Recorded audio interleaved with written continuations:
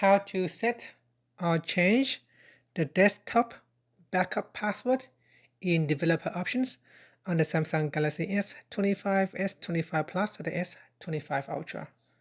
First, tap on the home button to return back to the home screen. Then on the home screen, swipe down at the top to open up Quick Settings. In here, tap on the settings icon.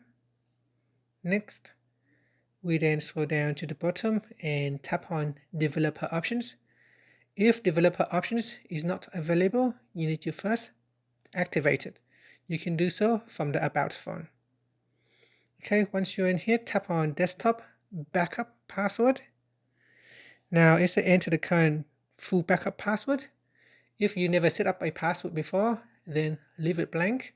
Otherwise, you can enter the current password. Okay, so enter the current password and then enter the new password that you would like to change. Enter the password again to confirm and then tap on set backup password. And here's a new backup password set. So what is the desktop backup password? In the desktop backup password in the Android developer settings is a security feature related to using the Android Debug Bridge, ADB, command line tool to create a full backup of your Android device on your computer. So here's a quick breakdown of what it does. It provides protection for ADB backups, enhanced security. It's not for cloud backups.